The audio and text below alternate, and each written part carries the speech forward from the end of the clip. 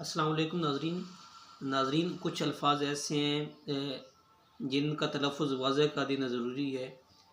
اگر ان کا تلفظ تھوڑا سا تبدیل کر دیا جائے تو معنی تبدیل ہو جاتا ہے۔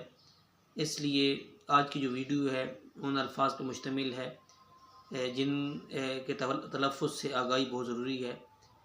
پہلا جو لفظ ہے وہ ہے جی منتظر۔ ناظرین منتظر اسم فاعل ہے۔ منتظر کہتے ہیں انتظار کرنے والے کو کہتے ہیں، اور جو زوئے ہے اس پہ زیر ہے۔ منتظر اگر ہم پڑھیں گے تو یہ فاعل ہوگا، اس کا مطلب ہے انتظار کرنے والا۔ اگر ہم اس کو منتظر پڑھیں گے تو وہ مفعول بن جائے گا، جس کا مطلب ہے جس کا انتظار کیا گیا ہو۔ منتظر کہیں گے انتظار کرنے والے کو، اور منتظر کہیں گے جس کا انتظار کیا جا رہا ہو۔ جس طرح وہ علامہ کا شعر ہے کہ کبھی اے حقیقت منتظر نظر آ لباس مجاز میں، کہ ہزاروں سجدے تڑپ رہے ہیں میری جبین نیاز میں۔ تو ادھر لفظ منتظر استعمال ہوا ہے جو کہ مفعول کا معنی دے گا، یعنی جس کا انتظار کیا جا رہا ہو۔ آگے کا لفظ ہے مؤدب۔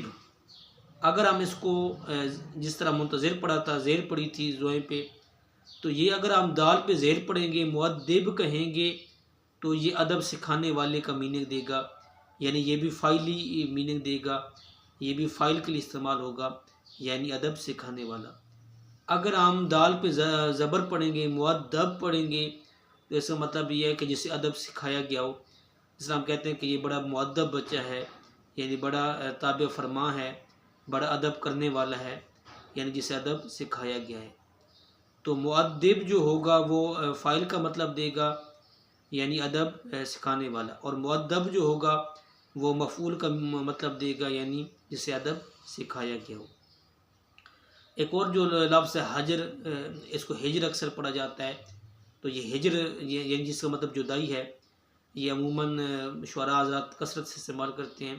تو یہ لفظ ہجر نہیں ہے بلکہ حجر ہے، جس کا مطلب ہے جدائی، محبوب کی جدائی۔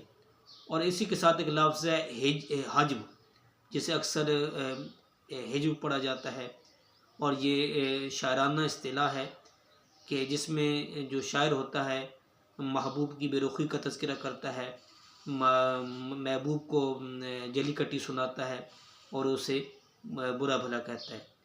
تو یہ حجب لفظ ہے، حجب نہیں ہے۔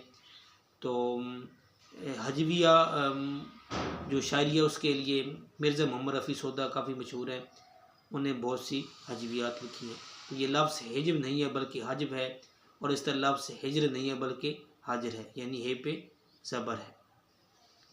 ایک اور ناظرین ایک لفظ ہے میم، بے، لام اور غین۔ تو یہ ناظرین اس کی 3-4 حالتیں ہیں۔ اگر اس کو مبلغ پڑھا جائے گا تو اس کا مطلب یہ فاعل کا مطلب دے گا، جس کا مطلب ہے پہنچانے والا، مبلغ پہنچانے والا۔ اور اگر اس کو مبلغ پڑھا جائے گا تو یہ بھی اس طرح مفعول کا مطلب دے گا، پہنچایا گیا، یعنی ایسی چیز یا ایسی کوئی چیز جس سے پہنچا دیا گیا ہو۔ تو مبلغ کا مطلب ہے پہنچایا گیا۔ اگر اس کو ہم مبلغ پڑھیں گے تو اس کا مطلب تبلیغ کرنے والوں کو کہتے ہیں کہ مبلغ اسلام ہے، کہ یہ اسلام کی ترویج و اشاعت کرتا ہے، اسلامی تعلیمات کو آگے پہنچاتا ہے۔ اگر اس کو ہم مبلغ پڑھیں گے تو یہ رقم کے لیے استعمال ہوتا ہے، جس سے ہم رسید میں لکھتے ہیں کہ مبلغ 2000 روپے، جس کے نصف 1000 روپے ہوتے ہیں۔ تو مبلغ یہ رقم کے ساتھ استعمال ہوتا ہے۔ اکثر لوگ اور اکثر اساتذہ وہ لفظ کہتے ہیں مبلغ، تو یہ لفظ مبلغ غلط ہے۔ مبلغ جو لفظ مبلغ ہے یہ استعمال ہوگا، تو یہ ہم رقم کے ساتھ جو استعمال کرتے ہیں وہ مبلغ ہوتا ہے، مبلغ نہیں ہوتا۔